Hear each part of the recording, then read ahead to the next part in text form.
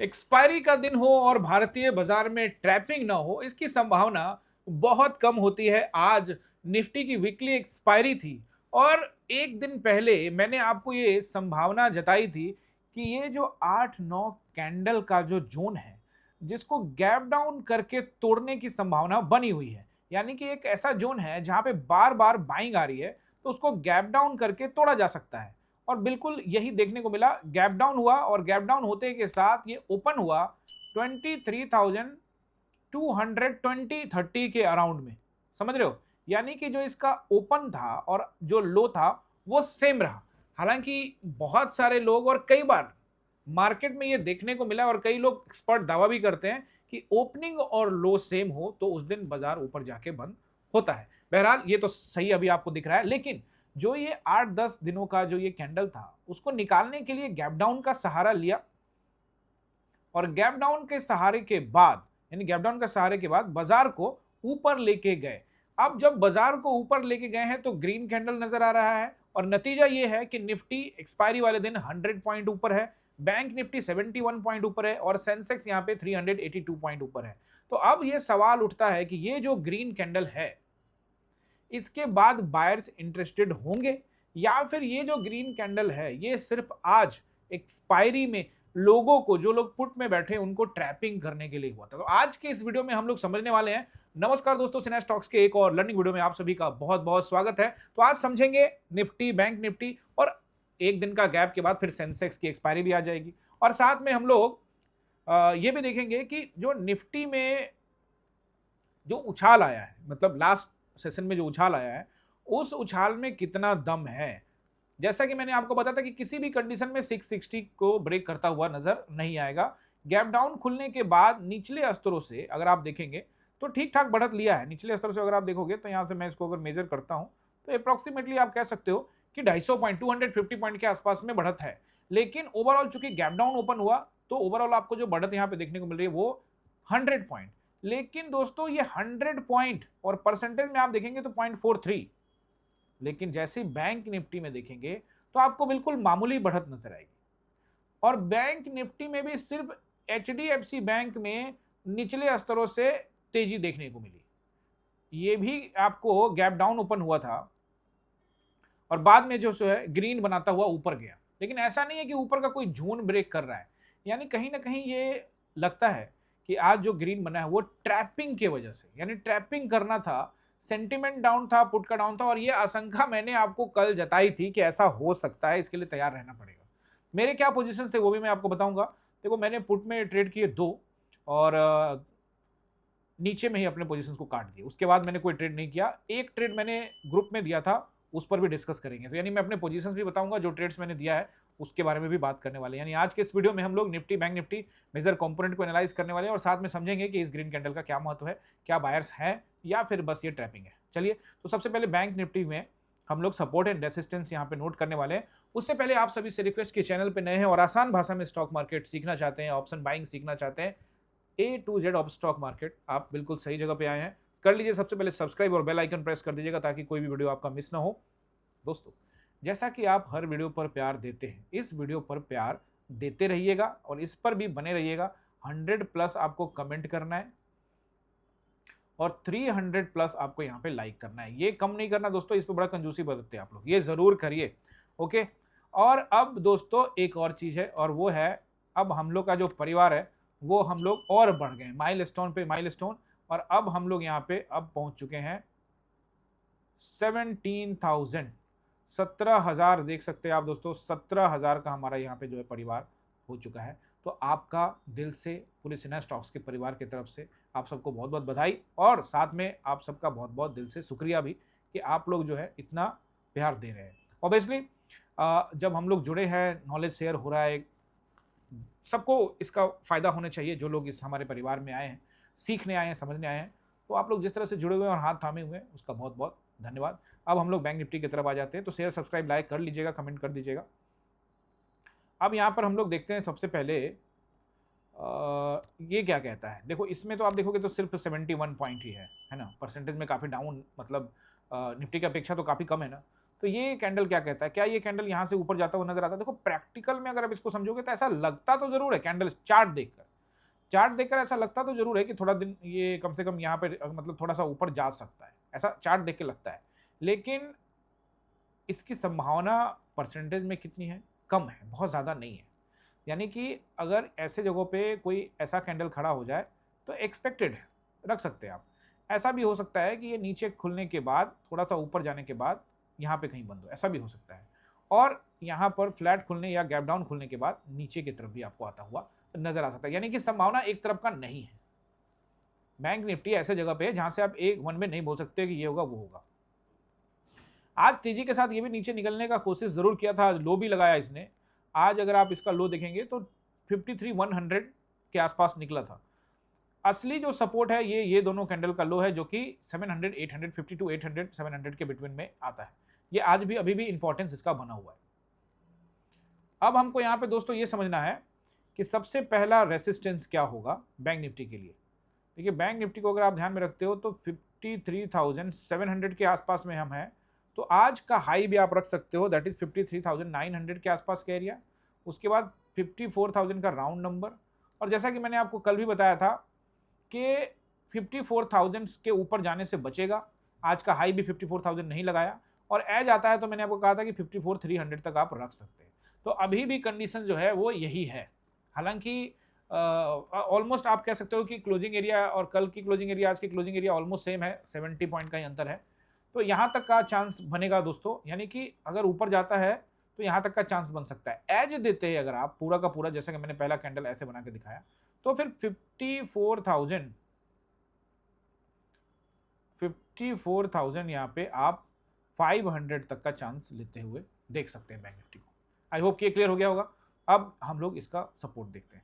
तो 53,500 रहेगा पहला सपोर्ट। इसको अगर हम ब्रेक करते हैं तो 53,300 के आसपास का रहेगा दूसरा सपोर्ट। इसको ब्रेक करते हैं तो आज का जो लो है उसको भी आप मान सकते हैं, दैट इज 53,100 के आसपास का एरिया।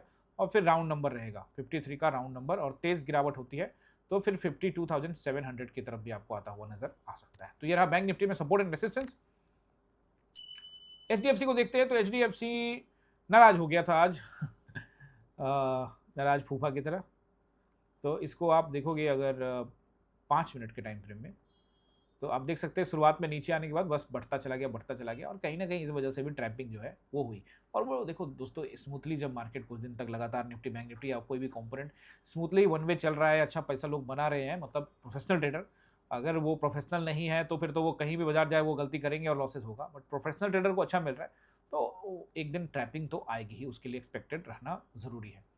अब हम लोग देखते हैं आईसीआईसीआई बैंक को। तो आईसीआईसीआई बैंक को अगर आप देखेंगे तो आईसीआईसीआई बैंक स्टिल आज भी आपको दबाव में नजर आ रही है, जैसा कि मैंने कल भी कहा था कि दबाव में रहेगा। अब एक बीच में एक ग्रीन कैंडल, दो ग्रीन कैंडल बन जाए उसके फर्क नहीं पड़ता है। आपने देखा दो ग्रीन बनाने के बाद भी पूरा निकल के नीचे ले आया। उसी तरह से अब इसके चांसेस बढ़ रहे हैं, जैसा कि मैंने आपको कल भी कहा था कि अब इसके चांसेस 1200 और उससे नीचे जाने के चांसेस बढ़ रहे हैं।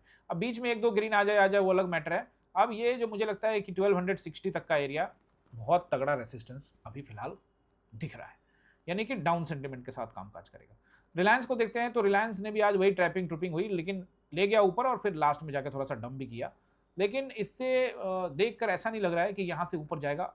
बनाया जरूर ग्रीन है, और इस ग्रीन को देखने के बाद आप कह सकते हैं कि एक ग्रीन ऊपर आ सकता है, लेकिन बावजूद इसमें अभी का जो सेंटीमेंट है वो नीचे की तरफ इशारा करता है, और मैं समझता हूँ कि ये और अभी नीचे के लिए गोता लगाने के लिए तैयारी कर रहा है। अब एक one of the major component के बारे में बात करते हैं, एक्सिस बैंक को पहले देख लेते हैं उसके बाद। तो ये भी अभी मुझे डाउन की तरफ ही दिख रहा है, और अचानक से एक दो ग्रीन बने, लेकिन अभी स्टिल एक्सिस बैंक भी नीचे की तरफ दिख रहा है। तो one of the most major component में से एक टीसीएस के अंदर में आज आपको बहुत दिनों के बाद एक जबरदस्त ग्रीन कैंडल देखने को मिल रहा है। और ये ग्रीन कैंडल आईटी स्टॉक्स में जो लोगों ने पैसा लगाया उनके ऊपर मुस्कान लेके आ रहा होगा। 7% के आसपास 6.51 यानी कि 6.5-7% के आसपास इसकी बढ़त देखने को मिल रही है, जो कि अच्छी बात है। इसीलिए मैं आपको हमेशा कहता हूं कि इन्वेस्टेड रहिए। खैर, एक ग्रीन कैंडल से आईटी स्टॉक्स में, जिसमें पिछले कई महीनों से इवन सालों से गिरावट लगातार देखने को मिल रही है, उसमें एक ग्रीन कैंडल से कितना खुश हुआ जा सकता है? मुझे नहीं लगता कि अभी ज्यादा खुश होने की जरूरत है, अभी जब तक कि ये जोन ना तोड़े। यानी यहाँ तो ग्रीन के बाद से सेलिंग की संभावना ज्यादा दिख रही है, क्योंकि जब भी ग्रीन बनता है उसके बाद सेलिंग देखने को मिलती है। यानी खुश होने की ज्यादा जरूरत नहीं है, लेकिन स्टे इन्वेस्टेड। और इन्फोसिस में भी देखेंगे तो आज यहाँ भी वैसे ही कुछ हुआ, बट अभी आपको ये जोन तोड़ के ऊपर निकलेगा तब देखेंगे, यानी कि लुक्स गुड। निचले स्तरों से काफ़ी आपने देखा होगा, आप देखिए यहाँ से 10% के आसपास में या 16%, 10% नहीं, निचले स्तरों से 16% के आसपास में आपको यहाँ पे बढ़त देखने को मिल रही है, जो कि एक अच्छी बात है आईटी स्टॉक्स के लिए। लेकिन तोड़ कर ऊपर जाना पड़ेगा ना, ये रेंज तोड़ना पड़ेगा, तब जाके डिमांड आएगी, अभी नहीं। इससे पहले बीच बीच में छोटा छोटा उछाल आते रहता है इन सभी में, तो इसको देखकर तो आप ज़्यादा कुछ नहीं कह सकते। लेकिन अब चलिए निफ्टी में, और इसको देख के क्या कुछ कह सकते हैं वो देखते हैं। निफ्टी को अगर मैं देखता हूं तो निफ्टी को लेकर मेरा सोच वही है जो पहले था, आज भी वही है। टाइम हो रहा है 5:22, एक बार एसजीएक्स निफ्टी को देखते हैं, यानी कि गिफ्ट निफ्टी को। तो ये फ्लैट चल रहा है 32 पॉइंट डाउन, यानी कि डाउन ही है फिलहाल। अभी चलिए देखते हैं, तो गैप डाउन हुआ, ये लॉजिक प्रॉपर काम करता हुआ नजर आया कि भैया 8 कैंडल का जोन है, बहुत दिन से बार बार यहाँ से बार बार सपोर्ट ले लेता है, और इस सपोर्ट को बार बार टेस्ट करके नीचे ब्रेक नहीं कर रहा। तो ऐसे स्थिति में क्या हम ये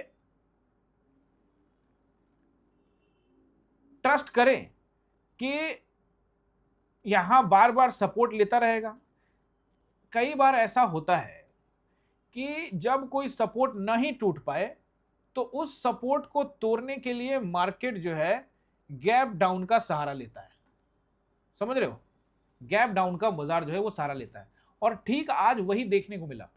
बाजार ने, निफ्टी ने गैप डाउन का सहारा लिया इसको, जोन को तोड़ने के लिए, लेकिन कामयाब नहीं हो पाया, क्योंकि सहारा लेने का जो दिन चुना था वो चुना था एक्सपायरी, और एक्सपायरी में ट्रैपिंग तो होती ही है। अब चलिए 5 मिनट के टाइम फ्रेम में अपने पोजीशंस को बताऊं और थोड़ा मार्केट के हाल समझाऊं। देखो मार्केट के हाल को अगर आप देखते हो तो सुबह मैं ये पूरी तरह से आश्वस्त था कि मार्केट जो है एक बार 360 380 की तरफ जरूर बढ़ेगा। तो मैं चूंकि एग्रेसिव एंट्री हमेशा करता हूं, जैसा कि मैंने आपको टेलीग्राम पे भी बता दिया कि दोस्तों हम एग्रेसिव एंट्री करते हैं, और मैंने आपको ये कमेंट्री बहुत सुबह कर दी थी। दोस्तों अभी मामला हाई एग्रेसिव होगा, बट हम एग्रेसिव ही जाते हैं लॉट मैनेज, ठीक है ना। तो ये मैंने आपको 9:29 में बता दिया कि लॉट मैनेज, और हम एग्रेसिव गए हैं। अब आपको उसको समझना पड़ेगा, कैसे समझोगे। कई लोग कहते हैं कि सर ये आपने लिखा मुझे समझ नहीं आ रहा, आप क्लियर नहीं बताते कि कॉल लेना है कि पुट लेना है। तो अपना दिमाग भी थोड़ा घोड़ा दौड़ाओ भाई, ठीक है ना। और ये जो है यहाँ पर मेरी एंट्री हो जाती है। इस एंट्री के बाद मुझे यहाँ पर कुछ पैसा भी दिखता है 30 रुपीज़, वो मैं आपको यहाँ चेक करा देता हूँ। आज की जो हमारी एंट्री है ये है 27 में 927, 380 का स्टॉप लॉस है, देख रहे हो।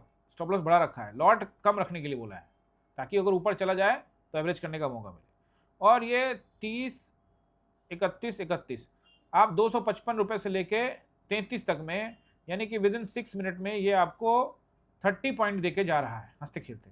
मान लेते हैं कि इस मार्केट में जिसमें कल काफ़ी बड़े बड़े पॉइंट देखने को मिले, 30 पॉइंट देख के कई लोग नहीं बुक कर पाए, तो ऐसी स्थिति में बाजार फिर से थोड़ा थोड़ा घुमा के ऊपर ले गया, इस जगह पे फिर से शानदार एवरेज किया। और ये मैं आपको यहाँ पे दिखाता हूँ, शायद यहाँ भी ये ट्रेड मैंने इनिशिएट करवाया होगा।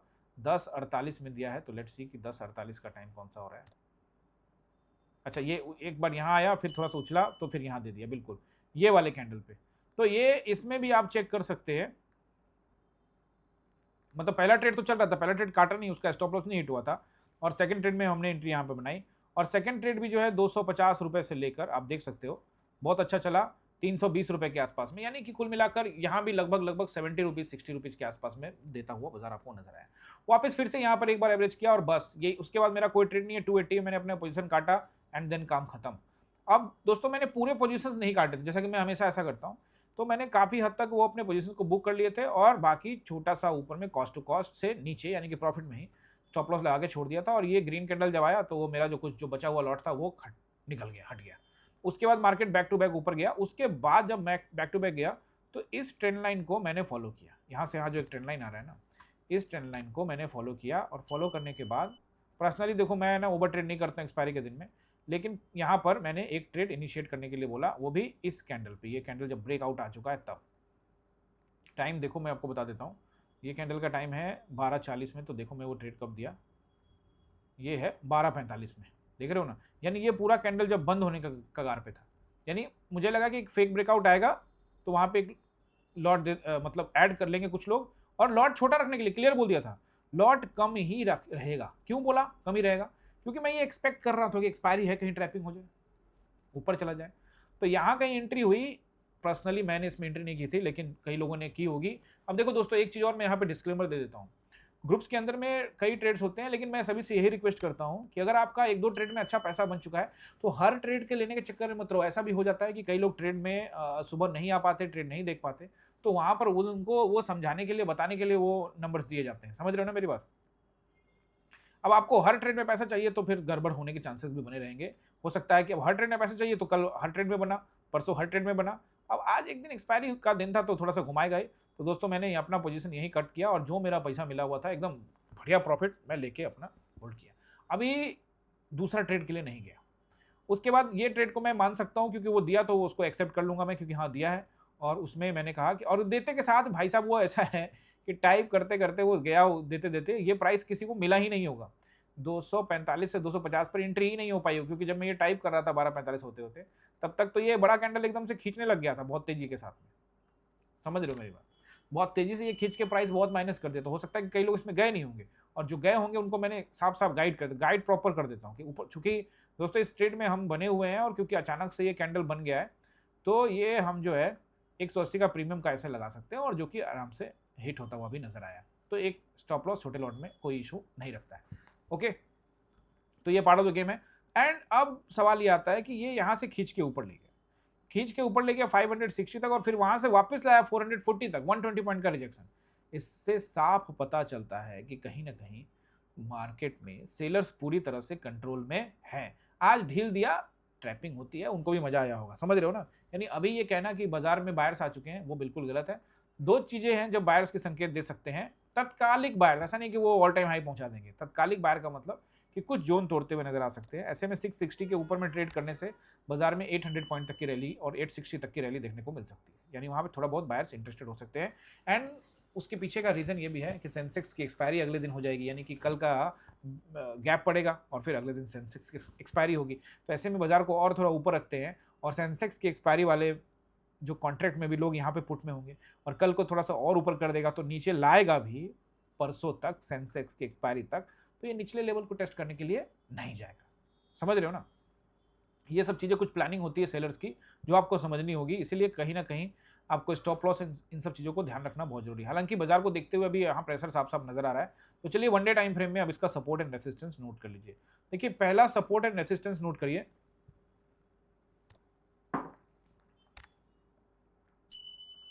देखिए ये है आपका 480 है ना,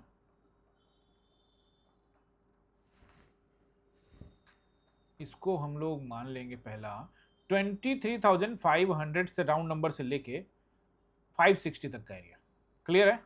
उसके ऊपर अगर आप एज देना चाहते हैं तो 23,600 और फिर 23,660।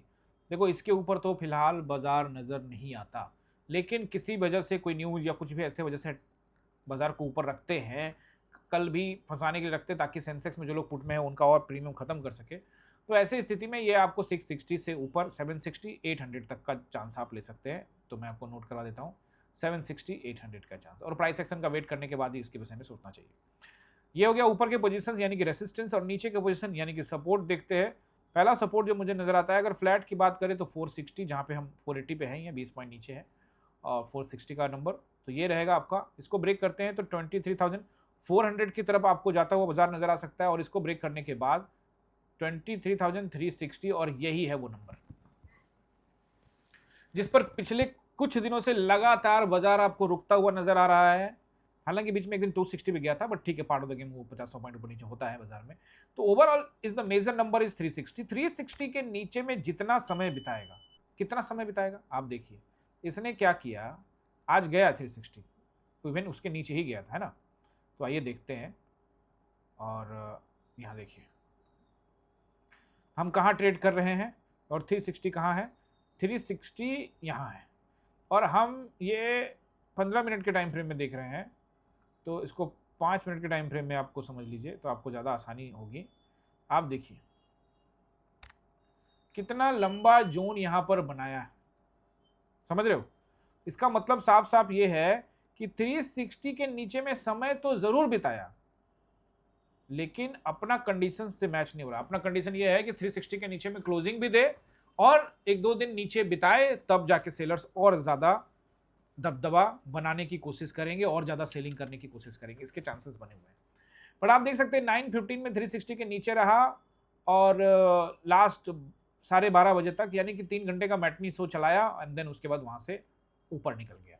यानी कि अभी भी 360 के ऊपर में, चाहे ट्रैपिंग की वजह से ही हो या किसी वजह से हो, 360 के ऊपर में तात्कालिक रूप से सपोर्ट बना हुआ है। लेकिन जैसे ही कल ये 360 के नीचे आता है और टाइम बिताता है, क्योंकि ऑलरेडी 3 घंटा बिता चुका है और 3 घंटा 4 घंटा और नीचे बिताता है, तो और ज्यादा फॉल आने वाले दिनों में देखने को मिलने वाला है। ठीक है ना? तो सपोर्ट हो गया आपका 360। सबसे पहला जो नंबर रहेगा 23, ऊपर का मैंने आपको बता दिया ना नंबर कि मैक्सिमम 800 का स्पेस है। नीचे देखते हैं तो 23,400,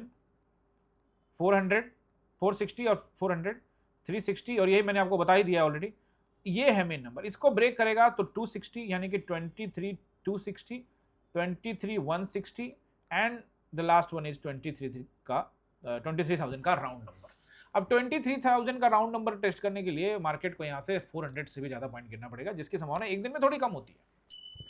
होने का सब कुछ हो सकता है, समझ रहे हो ना मैटर?